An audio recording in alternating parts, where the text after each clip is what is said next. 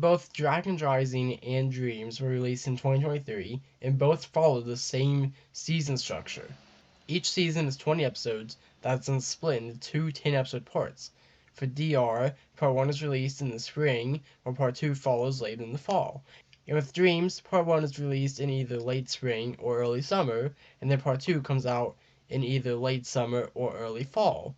And both of these shows get about the same amount of sets each year, one wave in the winter and another wave in the summer, though DR does sometimes also get a March wave. But despite these two shows sharing this format, the effects this has on each show is extremely different. I've already talked about and even made a full video about why this format ruins Dragon's Rising, which, by the way, that video actually got shouted out by one of my favorite Ninjago YouTubers, which was really, really awesome and absolutely made my day. Thank you. But just a recap, each wave of sets is forced to have a unique style, and then the show is forced to follow that. Which means that halfway through each season, the entire atmosphere and tone of the season completely shifts, making each half be really disconnected and more like two separate seasons than one complete one. But with Dreamzzz, that's just not the case.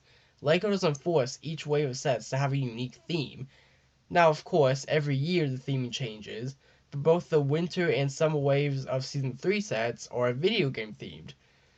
This means that the season only has to follow one style and not be forced to completely change halfway through.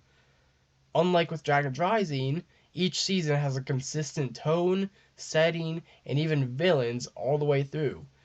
And not only that, but the characters stick to the same outfits for the entire year. So instead of them having 2 to 3 different designs per season, they only have one, which makes things so much cleaner than how DR does it, when the Ninja have gotten 5 unique suits within 2 seasons, some of which feel incredibly pointless and shoved in. And then also on the topic of the characters' designs, for both seasons 2 and 3, each character gets their new design for that season at different points in time. Like for season 3, Izzy gets her new design in episode 3, Mateo gets his in episode 4, Zoe gets hers in episode 9, and Logan gets his in episode 13. It's not a big thing, but just something I wanted to point out. But that's not all. You know how Dragon's Rising will introduce new vehicles every season that are then just completely forgotten about the next season? Not even the next season. Some were forgotten about within the same season. Cole's Elemental Mech, entirely gone after season 2 episode 10, despite last being seen in perfectly good condition. Big Zane, well, the part of the season that set is based on is over, so I guess there's no point to having him around anymore. The Dragon's Rising sets are extremely limited to just the episodes this set was made for. Dreamzzz, however, does not have the same limitation. As long as the set is still on shelves, it will be featured in the show. The original Z-Blob mech, which was made for Season 1, was used up until the very end of Season 2, before then being phased out for the Z-Blob Night mech, made for Season 2, and that set is still very prominent in Season 3, as well as Zoe's Camo Cycle, a Season 2 set that's still used in Season 3, even after she changes outfits. Two sets I was really caught off guard to see in Season 3 were the original Bunchu and the Crocodile card. Both of those are from 2023 and were made for Season 1, but both still got small appearances in Season 3 for really no reason. And then in either episode 18 or 19 of Season 3, there's a scene where Z-Blob's Night Mech and Cooper and his Tiger Mech team up to destroy one of the Cyber Towers, and it's a really cool scene. These two giant mechs that were released a year apart from each other, getting to be able to team up like this in the show. Something like this would never happen in Dragon's Rising. There would never be a scene where, say, Cole's Titan Mech and Zane's Combiner Mech team up to do something because the writers are so restrictive with where the sets can appear. As well as something I noticed with Season 3 is that the set waves didn't necessarily perfectly line up with the show. Both Mateo's Buggy and Logan's Tiger Mech were released in January, but neither of them showed up in the show until over halfway through Part 2 of the season. That's over 5 episodes after Dragon's Rising would have just completely discarded them.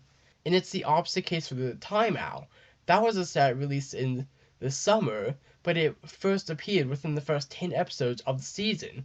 Why? Why doesn't Dreamzzz have these same restrictions that DR does? Is it the writers or is it Lego making these decisions? Like, why couldn't Lloyd have gotten his mech jet at the same time that the Combiner mech appeared in the show? Why do the ninja have to randomly get new suits halfway through the season for no reason? Dreamzzz is just somehow able to integrate its product placement into its story so much easier than DR is able to. In your face and just extremely obvious product placement is legitimately one of the worst things about DR. Oh, but that's still not all. You know how for the past 4 years we've had to wait up to 6 months for part 2 of each season to come out after part 1 is released? And up until about a month until its release, we have no clue when to expect it. Yeah, that's not the case with Dreamzzz.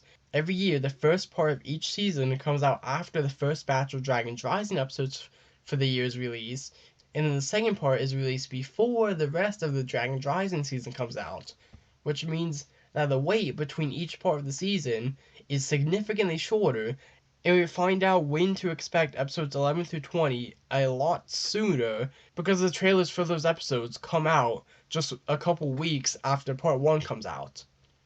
Like in the case of season 3, part 2 came out only 2 months after part 1 did, while with Dragon's Rising season 3, there was a 4.5-month gap between episodes.